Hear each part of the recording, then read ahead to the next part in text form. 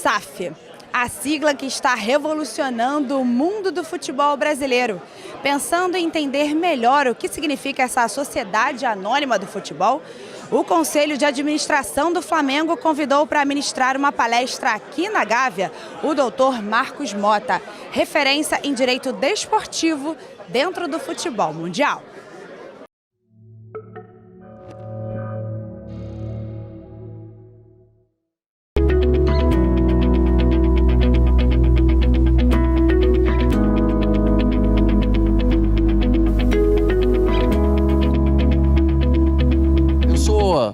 Só para pontuar aqui, sócio da Bechara Mota, eu sou professor na CBF Academy, no IGE em Barcelona, no ESAD, lá no Real Madrid, né?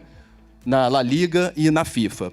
E é engraçado que poucos desses cursos eu dou aula de direito, né? Alguns eu dou aula de LLM, mas a maioria de MBA. Na FIFA, por exemplo, é de gestão esportiva para clubes. Tivemos até uma aula semana passada. Eu sempre uso o Flamengo, inclusive, como exemplo, né? como carro-chefe. O tema da palestra foram as SAFs no Brasil e no mundo e o que pode mudar nos próximos 5 anos. E Mota foi bem direto quando o presidente do Conselho de Administração do Flamengo, o BAP, perguntou se vale o clube virar uma SAF. Você acha que o Flamengo precisa, é fundamental que o Flamengo seja uma SAF? Olha, hoje eu acho que o investidor, para ele ter segurança, ele gosta de investir numa SAF. Ou criar-se um veículo de negócio que seja atrativo e que dê proteção, que não adianta só pensar do lado do Flamengo. Você tem que pensar em quem bota o dinheiro. Outro dia um cliente perguntou para mas quem garante, por exemplo, que o Flamengo vai continuar jogando uma liga? Depende. Se a CBF diz, por exemplo, que só tem esse campeonato nacional único reconhecido, é o da liga, é o que vai levar ele lá para jogar em Abu Dhabi, ser reconhecido, né? Etc. Agora, o Barcelona, por exemplo, não é uma SAF. O Barcelona é um clube de bairro, é um clube de cidade. É um grande, gigante, muito mais da porta para fora. Mas as estruturas do Barcelona ainda são muito tradicionais, até pela cultura do próprio clube. Isso não é nenhum demérito, tanto é que é um clube do mundo não sendo uma SAF, não sendo o Manchester United, não tendo capital aberto, por exemplo. E o que ele faz para garantir uma fonte de financiamento? Como eu falei anteriormente, é um arbitrage. Monta um veículo que seja atrativo, que permita que um investidor acople, e o investidor acha, peraí, eu quero ter 20% dos direitos de propriedade intelectual, não só os presentes, os passados e os futuros, e explorar isso da melhor forma possível. Barça Studios, né, a TV Barça, os direitos dos jogadores coletivos que são cedidos, né, o individual associado, como já aqui nós discutimos. Então existem várias maneiras de se fazer isso, através de uma SAF, através de um veículo específico, um IPO. Acho que os modelos a ser debatido, né? Mas o Flamengo hoje acho que tem uma gordura institucional e de gestão que permite algumas alternativas, né, que não seja uma imposição. Acho que o Flamengo tem um leverage negocial muito interessante. Com a tua experiência internacional e vendo o Brasil como você conhece, o que você acha que seria um modelo adequado para cá? Não vou chamar de financiamento, né, de uma parceria estratégica. O Flamengo hoje, ele precisa de dinheiro para quê? Essa é a pergunta que a gente tem que fazer. Para que o Flamengo precisaria hoje de uma linha de receita extra, considerando as projeções que se tem, né, Tocha, os próximos 3 anos, que são ainda desgarra ainda do, né? Enfim, não vejo, friamente falando, é a pergunta que se faz, para que eu preciso disso, né? E aí vem aquela provocação que eu fiz, né? Onde que o Flamengo quer chegar, né? O Flamengo quer ser o carro-chefe dessa mudança, porque... Por que o momento eu acho interessante? Porque o momento, ele não é de uma mudança só do Flamengo. Essa questão de dizer que o Flamengo vai acabar ganhando tudo, mas na Alemanha é assim, né? Na Itália, na Alemanha, né? São sempre os mesmos, na Portugal, né? Resultado esportivo é resultado, obviamente.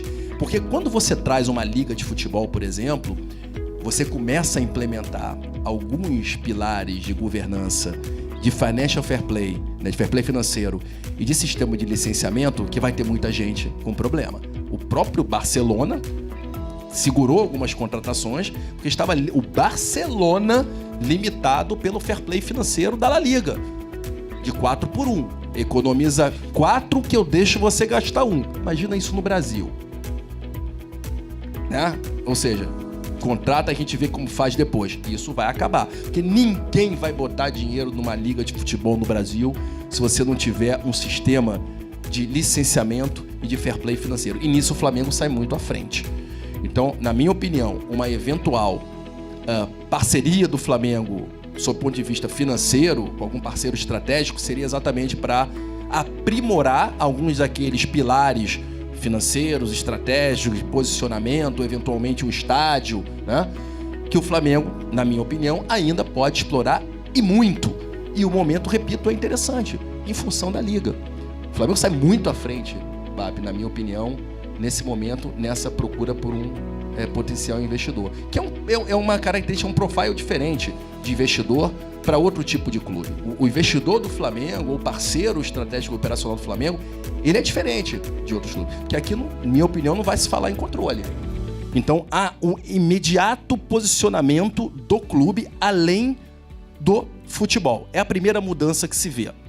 Depois vem a questão das mudanças financeiras. Você simplifica os processos, veículos de negócio, você cria capital humano, governança corporativa. Governança é uma palavra que eu colo na porta da geladeira de casa. Repito, não existe clube bem-sucedido do mundo que eu tenha trabalhado, que eu trabalhe, que o nosso escritório acessório, eu faça negócio, que não tenha governança e inovação muito bem estabelecidos. Porque o que torna um clube hoje atrativo, e eu falo isso, nosso escritório assessorando quem tem o cheque. Isso eu aprendi com um amigo meu, vendedor de carro. Você tem 2 Gols CL um do lado do outro. Você vai comprar o que, se ele é igual, você vai comprar o que tem calota, ou que tem um rádio melhor, né, que tem lá um som melhor. O que é isso traduzindo para o futebol? Qualidade de informação. Qualidade de informação de gestão se vem através de governança. Isso atrai. Por que você acha que o Citigroup entrou no Bahia? Você acha que o Bahia não tinha outro clube para o Citigroup entrar? Porque o Bahia, na hora que foi lá e botou os seus números em cima da mesa e o Citi foi verificar, o Bahia falou, isso aqui é 1. O cara abre o envelope, é 1. Não vezes 10. Ou seja, a qualidade do clube em informação, na mais ampla acepção da palavra, é fundamental para que o produto se torne atrativo. Porque dinheiro tem muito no mercado. Porque dificilmente um produto se iguala ao Flamengo, porque você aqui dentro, nesse clube, você tem 3 pilares que, quando alinhados, são absolutamente imbatíveis. O pilar social, cultural e econômico. Então, quando ele bem aliado, com linhas de governança muito claras, que vêm muitas vezes de uma parceria associativa, um modelo de financiamento ou de parceria econômica, você impacta também as questões operacionais. Otimização do core business, né? A sinergia entre o veículo e o mercado. O City, que fica numa cidade, o Manchester City, em Manchester, que já tem o Manchester United, o pessoal do Abu Dhabi foi lá e compra. E ele cria uma rede de clubes onde é uma troca, quase uma joint venture, uma troca ali de experiências entre clubes, troca técnica, troca de inovação, de propriedades, de princípios, de governança, que torna o grupo todo maior. E eu falava isso lá em Portugal. E, finalmente, os posicionamentos estratégicos. A melhora na experiência do torcedor, né, que é o que importa lá no final das contas, o nosso consumidor. As estratégias internacionais, foco no entretenimento, no lifestyle. Na mídia, você vira ali o Neymar, como é que a Puma lança, como é que o Chelsea lança o home kit dele. Não é com um cara fazendo embaixadinha, é vendendo um estilo de vida, porque o estilo... Nós advogamos para Vans, tênis Vans no Brasil. Eu fui skatista profissional, BAP, nos anos 80. Fui campeão carioca de skate, BAP. Vou te falar isso, pouca gente sabe disso. Eu tenho 51 anos, nós advogamos para Vans. Se você abre o meu armário, eu tenho vários Vans. Eu uso Vans. E eu tenho 51 anos. Sabe por quê? Porque quando eu tinha 18, 19 anos, eu usava o Vans. E é uma conexão orgânica de estilo de vida que me conecta para sempre. Você nunca envelhece com quem foi jovem com você. Essa conexão orgânica, ela é trazida através de experiência. O torcedor quer experiência. E não a experiência só dos 90 minutos. Essa experiência tem que ter 365, 24/7. E isso só vem através de pilares e de princípios, de produtos que, eventualmente, o futebol brasileiro ainda precisa acoplar e plugar. Eu sempre digo que qualquer clube que eu conheça, que eu tenha negociado, que é bem sucedido, se baseia em 2 pilares: governança e inovação. Não há clube bem sucedido do mundo que não baseia sua gestão nesses 2 pilares: governança e inovação. Pois bem, o Manchester City fez um acordo com a Cisco que você recebe um cachecol, e agora vem o frio, então eles estão aproveitando, você coloca o cachecol faz uma leitura sua em tempo real de todas as suas reações. Quantas piscadas você deu, quantas vezes você riu, teu batimento cardíaco, quantas vezes você foi ao banheiro, o que você comprou para comer. Isso tudo se transforma em um produto monetizável. Monetizável para a experiência do fã, monetizável para o patrocinador, monetizável para o espetáculo. Então, eles estão fazendo esse teste exatamente para tentar entender melhor o seu público consumidor. Pode passar. E assim os clubes se transformam, como eu disse, eram times que se transformam em clubes que se transformam em grandes hubs de conteúdo. Tá lá, o Barcelona tem o dele, o Valência tem o dele, o Bayern de Munique tem o dele, o Flamengo, eventualmente, deveria ter o dele, né? Ser um hub de conteúdo. Muito interessante a valorização do produto enquanto a marca, que vale muito dinheiro desde que ela esteja bem posicionada. Pode passar. E ali ela liga a CVC, né, que é um grande produto. Você vê, né, o Barcelona, né, pode passar, vai passando, né, que é o grande novo lance dos fundos de investimento, o SoftBank, pode passar. E, finalmente, quando nós fizemos a operação do Lewandowski no último verão, o Barcelona não tinha ainda o modelo de financiamento daquela operação, BAP. E aí nós ficamos... E eles tinham um cap, ou seja, eles tinham uma limitação de gasto imposta pela La Liga. Reparem que existem mudanças que são pontuais a nível de clube e existem mudanças que são sistêmicas a nível de liga. Esse é outro debate. Mas, de qualquer maneira, eles tinham uma limitação que era 4-1. Ou seja, eles podiam gastar €1 a cada 4 economizados. E eles estavam com problema para contratar o Lewandowski. O que eles fizeram? Bom, eu sou o Barcelona.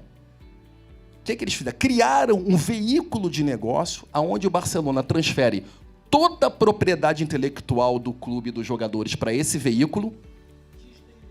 Disneylandizaram, né, o clube e vendem 25% ou 20% deste veículo por $125 milhões. E financia a contratação do Lewandowski, que retroalimenta esse hub de conteúdo de propriedade intelectual. Então, repare que a engenharia por trás de um grande clube bem posicionado vai muito além dos modelos de receitas tradicionais de um clube. Vocês reparem o lançamento do kit, né, da temporada do Chelsea, você não vê uma bola de futebol, você não vê um campo de futebol, você vê um jogador, você vê o Neymar, quando fizemos a Puma, não tem uma bola de futebol ali, né? Você não vê nada, você vê o Neymar. O lançamento, essa camisa do Venezia, eu estava agora, semana passada, em Portugal, palestrando no Fique em Futebol, eu palestrei com o CEO do Venezia.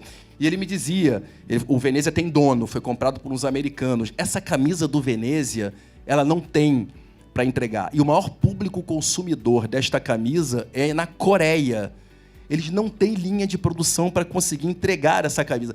Tanto é verdade que a minha mulher pediu uma camisa dessa. Eu tive que pedir para o André levar uma camisa dessa para mim. E disse, Mota, essa aqui é uma raridade.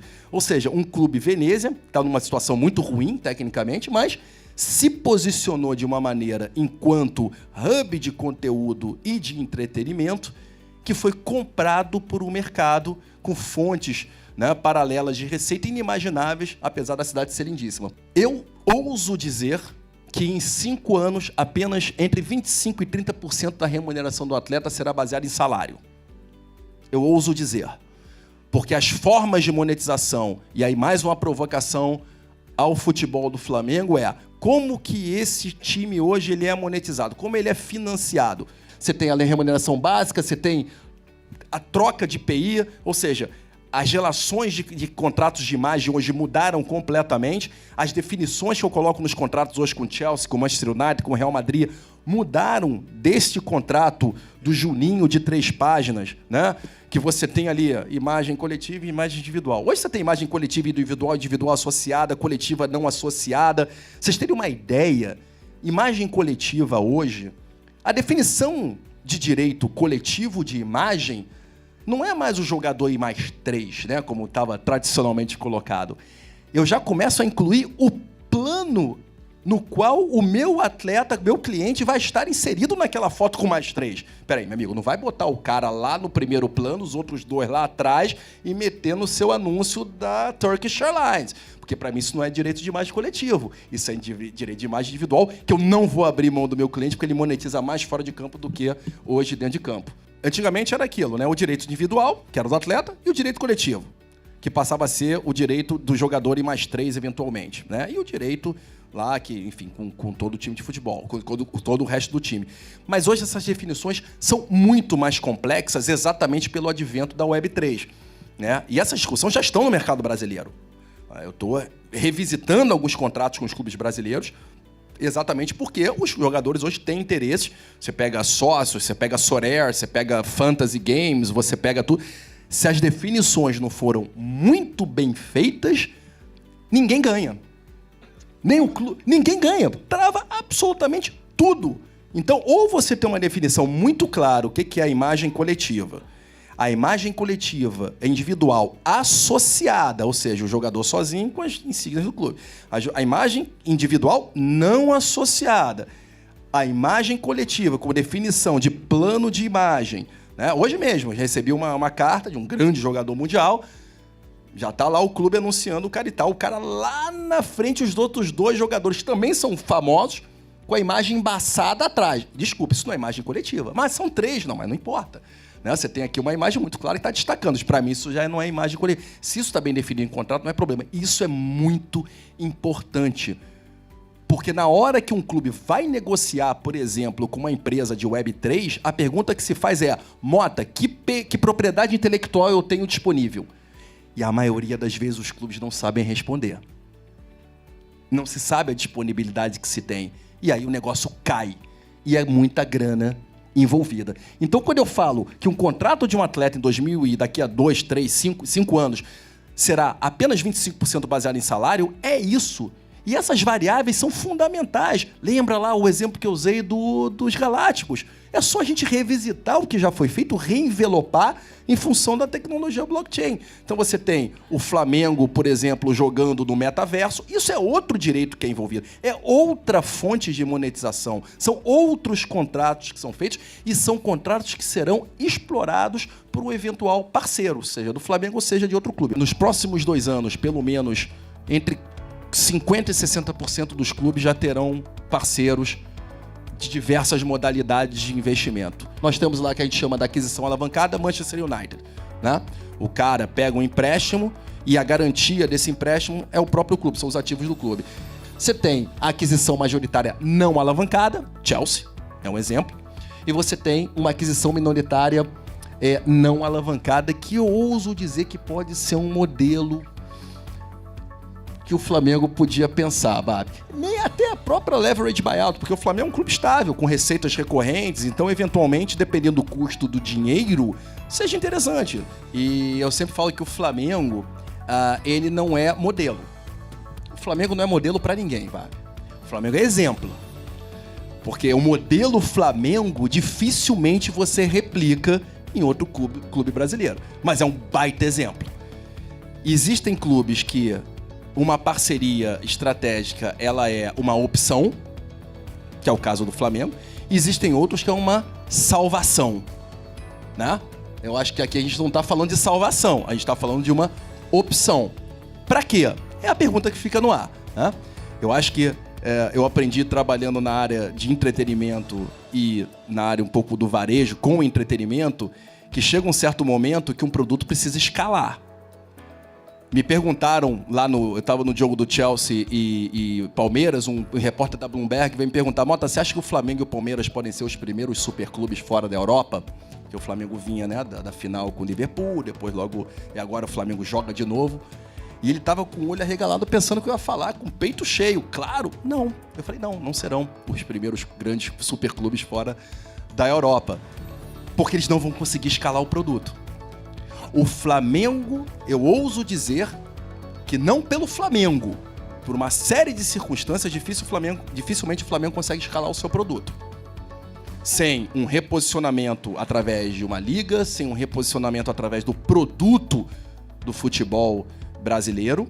Tá? Então a pergunta que se fica é, o Flamengo precisa de um parceiro? Aqui é a minha opinião, tá, Bap? Eu não tô...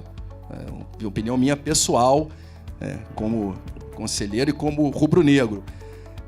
Eventualmente o Flamengo poderia pensar, eu acho que sim, na possibilidade de escalar o seu produto através de uma parceria estratégica. E a gente vai entender por que, às vezes, essa parceria estratégica, que não seria uma salvação, seria uma opção, dependendo, repito, do posicionamento que o Flamengo quer adotar, né, em termos de futebol.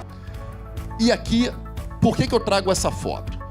Que nessa foto, eu queria ouvir aqui, quem aqui lembra quando foram os Galácticos? Que ano que foi os Galácticos? Vamos lá, 3 respostas rápidas, altas. Vamos lá. 2003? Alguém mais? 2005, mais uma. 2006. Reparem, tá todo mundo certo. Todos estão certos. Ou seja, os Galácticos, eles não foram um time. Os Galácticos foram uma construção de um produto dentro de um ecossistema e que mudou completamente a dinâmica da história do futebol mundial. Eu tive a oportunidade de fazer Roberto Carlos, né, bicha? Trabalhamos do Roberto, na saída do Ronaldo, Cicinho, Robinho. Participamos de todas as operações. E ali foi mais uma transformação muito interessante, que quando veio um contrato do Real Madrid, eles me apresentaram 2 contratos. O primeiro, um contrato de trabalho, e o segundo, um contrato de imagem. Nesse contrato de imagem, a gente falava o seguinte: Mota, olha só, tudo que vocês trouxerem, Roberto Carlos, para os Galácticos, 60% é dos Galácticos, do Roberto Carlos, e 40% dos Galácticos. Tudo que os Galácticos trouxerem para o Roberto Carlos, 60-40. Repare que o posicionamento não era um time, um posicionamento não era um clube, o posicionamento era um produto dentro de uma prateleira. Que prateleira será que o Flamengo está inserido hoje em dia? Que produto será que o Flamengo hoje envelopa e oferece no mercado além das 4 linhas? Essa operação dos Galácticos, quem puder estudar, eu sugiro, foi transformadora. E o resto é história. E detalhe, da maneira que nós construímos a carreira, ajudamos a construir a carreira do Neymar, também foi transformadora. Porque era uma relação, na verdade, não linear trabalhista, ou seja, uma relação empregado-empregador, mas um posicionamento de um clube, que era o Santos na época, depois o Barcelona, depois o Paris Saint-Germain, dentro de um produto que também era o Neymar. O Neymar foi posicionado no início de sua carreira não só como um jogador de futebol, mas também como um produto de marketing. E por que isso é interessante? Quem aqui sabe como que o Santos conseguiu segurar o Neymar até a Copa de 2014? Muito difícil, porque o Neymar já tinha assédio há pelo menos 3 anos. Reuniões, propostas. E o que o Santos fez de maneira muito inteligente? E o Neymar também. Bom, você não pode pagar o meu salário. Não posso. Qual é o movimento natural? Vende. Não, peraí. Já que eu não posso pagar o seu salário e eu, Santos, sou o Santos Futebol Clube do Pelé, um dos clubes mais reconhecidos no mundo em função do Pelé, do multicampeão Pelé, do rei do futebol, o Neymar se posiciona da mesma forma. E qual foi a estruturação? Que a gente chama de um IP trade, uma troca de propriedades intelectuais, de ativos intangíveis. Ou seja, o Santos pega a imagem do Neymar, paga um salário. No ano seguinte, ele cede parte um pouco mais para o Neymar e aumenta muito pouco o salário. No terceiro ano, cede mais a imagem e aumenta um pouco mais o salário. E todo mundo ganha. O Neymar fazendo as suas monetizações da imagem, o Santos recebendo parte da imagem, e aí ele desbanca na transferência. Pode passar direto? Vocês vão vendo aí, isso é um número de patrocínios que ele tinha a cada ano. Vê como vai crescendo, deixa de ser quantitativo e passa a ser qualitativo. Ele se torna o maior jogador do Paris Saint-Germain e de vendas e de integração e de monetização e engajamento do Paris Saint-Germain à época. E eu gosto de dizer, os players are the new players, ou seja, os jogadores passam a ser os grandes ativos monetizáveis dentro de estruturas que eram times que se transformam em clubes e que se transformam em grandes hubs de conteúdos. Vocês vão entender por quê. Pode passar, por favor? Rapidamente aí, você vê o impacto da contratação do Cristiano e do Messi, crescimento do Manchester United e do Paris Saint-Germain vertiginoso no anterior à contratação, na semana do anúncio, e posterior. Pô, Mota, você está baseando a sua tese em rede social, mas rede social é engajamento, é conversão. Claro, isso você tem um trabalho de inteligência de dados, etc., por trás. Né? Então, aqui é interessante esses números, pode passar, por favor, rapidamente. Cristiano se torna o primeiro atleta a bater 1 bilhão de seguidores, ele é maior, pode ir seguindo, ele é maior que o Justin Bieber, maior que a Taylor Swift, que o Barack, que o Donald Trump, ele é maior que tudo e eventualmente maior que o Manchester United. E ele se torna o jogador, e uma frase que eu gosto muito do Valdano, o diretor do Real Madrid, ele falava assim: Mota, o próximo Messi será mais Cristiano do que Messi. Exatamente pelo posicionamento atual de um clube como o Real Madrid, que é, acho que o clube, não digo mais rico, que acho que ainda é um mais rico, mas enfim, era até então do Barcelona, mas acho que é o clube mais sustentável, sem dono, mas muito bem posicionado em função desses pilares que eles constroem. O Messi vira uma moeda, né? A economia Messi, a gente sabe aqui quem é do marketing, né? Gustavo sabe bem disso, enfim, Toshi sabe bem disso. Como é que isso funciona? Vira uma moeda. A operação do Messi, ela é financiada em parte por ativos variáveis e intangíveis. O Messi hoje ele não é funcionário do Paris Saint-Germain. Ele é sócio do Paris Saint-Germain, porque ele detém também o que eu chamo, como falei anteriormente, o IP Trade. Ou seja, tudo aquilo que era feito lá nos Galácticos, lá atrás, é reenvelopado, revisitado dentro da Web3, blockchain, etc., que aí vem toda a economia token, que não é o nosso tema de hoje. Pode passar, por favor. A FIFA agora na Copa do Mundo lança o seu app, então os jogadores conseguem em tempo real analisar os seus dados, né, os seus datas analytics, isso tudo a gente sabe que dado é petróleo, pode passar.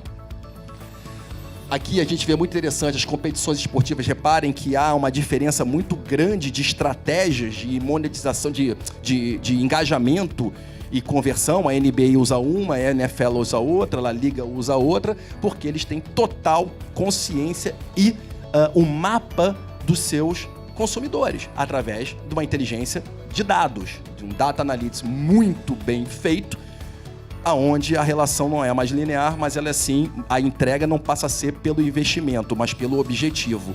É bom para o torcedor, é bom para o patrocinador, é bom para o produto. Nenhum aqui é competição, todos são produtos.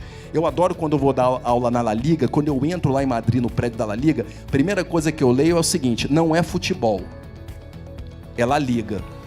Reparem que o foco não é o time, não é a liga, é o produto La Liga. Reparem como era um anúncio da NFL, por exemplo, né, na década de 80, como é que era o engajamento, como é que era um anúncio de um patrocinador da NFL. Tá lá o garotinho, né, que seria o novo consumidor do produto, tá lá o jogador, né, é engraçado, uma musiquinha engraçada, uma luz meio estranha, ali acelera a câmera, ele puxa, o garotinho puxa a roda, tá ali, né, engraçadinho, anos 80, era assim, por exemplo, que a Russell Athletic fazia um anúncio da NFL. Aí você pula pros dias de hoje, pode passar, por favor.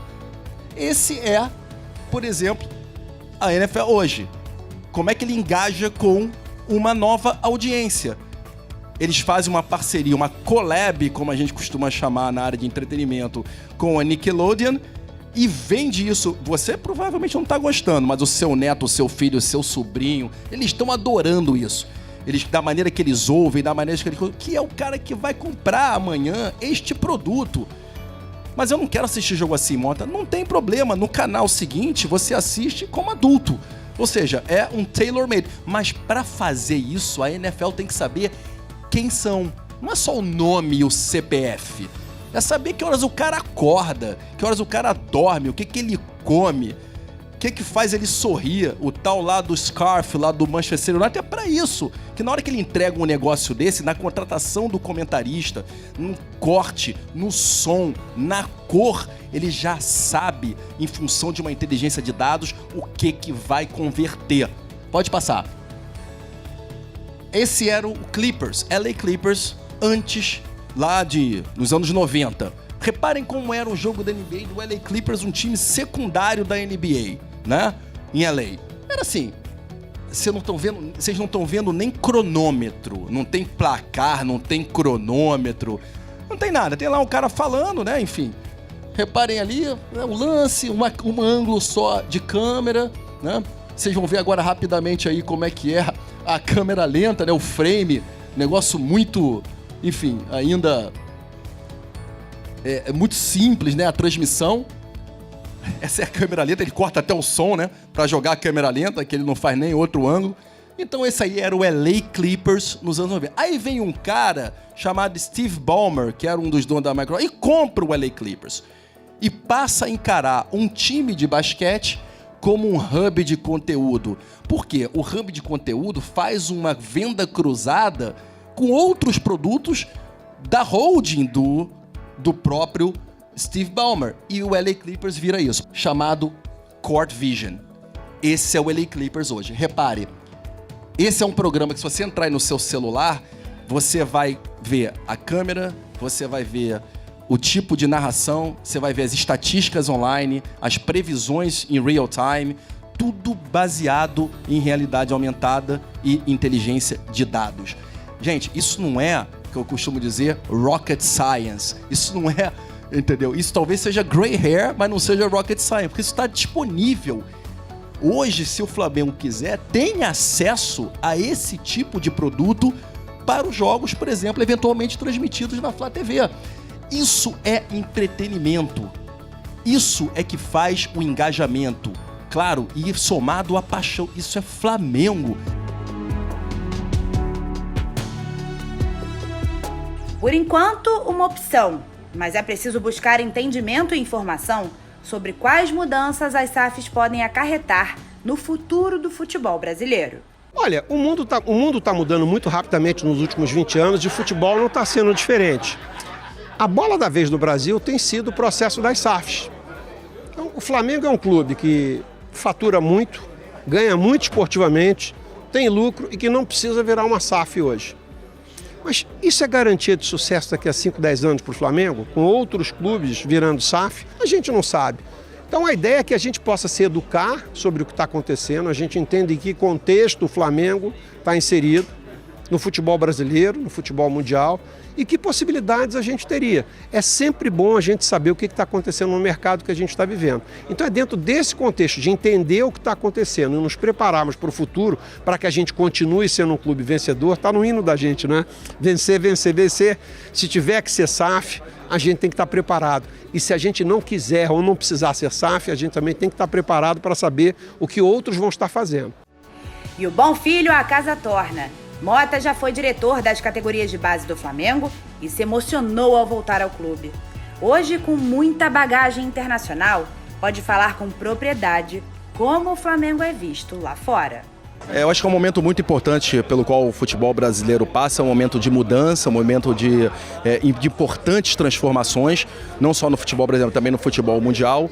E o Flamengo, claro, é importante que discuta o seu posicionamento nessas mudanças de mercado. A ideia hoje aqui era trazer, na verdade, muito mais algumas provocações com relação a esse momento na qual a indústria passa e como o Flamengo pretende se posicionar, né, nesse novo cenário que se desenha na indústria do futebol. Hoje o Flamengo já quebrou aquela barreira dos grandes clubes do futebol mundial, já faz parte desse círculo de ouro, como a gente costuma dizer, e está sempre ali, claro, nas pautas das negociações e como alvo de jogadores e de empresários e de clubes internacionais. Hoje o Flamengo participa de negociações sem apresentar, por exemplo, garantias bancárias, né, a própria assinatura de um presidente de um clube, né, como o Flamengo já é a garantia necessária para um bom negócio. Isso é uma mudança de paradigma muito grande, considerando tudo que o Flamengo atravessou na sua história, né, para chegar onde ele está hoje.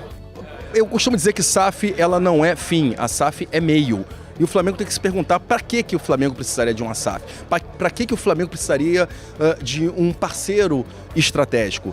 Talvez para agregar valor a um bom trabalho que já vem sendo feito, né? Talvez para acrescentar alguns pilares como governança e inovação, que são fundamentais nesse mercado do futebol tão competitivo como é hoje, um mercado globalizado. Então o que se tem que se perguntar é que para alguns clubes a SAF, ela sem dúvida nenhuma é uma opção, e para outros a SAF é uma salvação. E o Flamengo tem que se perguntar se para ele seria uma salvação ou uma opção. Na minha opinião, claro, seria uma opção, repito, para escalar o seu produto, que já está, de certa forma, bem posicionado. Nós assessoramos investidores, atletas, empresários, clubes em vários níveis. Então isso nos dá uma possibilidade de uma visão bastante ampla do mercado e das mais modernas práticas, né, dos negócios envolvendo o esporte e do entretenimento. Eu sempre digo que o sucesso de uma negociação ou de um bom assessoramento é um caráter colaborativo, ou seja, nós fazemos uma conjugação de todas as áreas dentro da área do esporte e do entretenimento, conjugamos aquilo para oferecer um serviço realmente aí de excelência, no sentido do que há de mais moderno nas práticas, enfim, de negociação contratual na área do sportainment, como eu digo, que é a junção do esporte enquanto entretenimento. Fizemos várias transações ultimamente de Vinícius Júnior, Paquetá, Lewandowski, Neymar, Alaba, Williamson, Thiago Silva. São muitas que são feitas, algumas aparecem para o grande público, outras não, mas são todas grandes experiências que servem sempre para a próxima, que esperamos que será a maior. Eu presto alguns serviços para o clube, mas fazia tempo que eu não vinha a um conselho e é sempre muito bom voltar a casa. Até me emocionei hoje aqui, na verdade eu tenho 51 anos e tenho 25 anos dedicado ao futebol e sou muito grato, né, ao Flamengo, que abriu as portas lá em 1996 para me tornar diretor de futebol de base, depois diretor jurídico, diretor de futebol, né, profissional. Então aprendi muito nessa casa e tenho uma gratidão muito grande, né, pelo que eu aprendi aqui no dia a dia, lá nas divisões de base, lá atrás, como a gente fala na Gávea. A nossa assessoria geralmente consiste em identificar, né, ajudar, assessorar na busca do melhor modelo de negócio quando se trata de uma SAF ou de um investidor. A gente advoga e assessora às vezes os investidores, às vezes os clubes, então a gente tem a possibilidade de navegar ali pelos dois lados, o que nos dá uma visão ali muito privilegiada, né, muito mais holística, como eu costumo dizer, do negócio. Então a Bichari Mota presta assessoria em todos os níveis do negócio, desde a preparação de uma SAF, na busca do melhor modelo de negócio, no assessoramento do investidor ou do veículo a ser investido, até o close e a entrega do produto final, que seria, né, a conjugação dessas parcerias. Essa foi a segunda palestra organizada pelo Conselho de Administração do Flamengo. A primeira foi sobre a situação econômico-financeira dos clubes brasileiros e mundiais. E ambas contaram com a presença de vários conselheiros. Olha, é muito bom que a gente esteja fora de um período eleitoral no Flamengo discutindo algo que não seja efêmero. Isso é importante. Então é muito importante que a gente tenha esse tipo de discussão, não de forma assodada, não de forma política. A gente educa os conselheiros, a gente planta sementes, a gente amadurece o que a gente quer ser quando a gente crescer, tá certo? Porque parece que está longe, mas um dia a gente cresce, a gente chega, olha para trás e fala, poxa, eu devia ter feito isso, eu devia ter feito aquilo. A ideia aqui é que a gente se prepare cada vez mais para que o Flamengo siga crescendo e siga vencedor.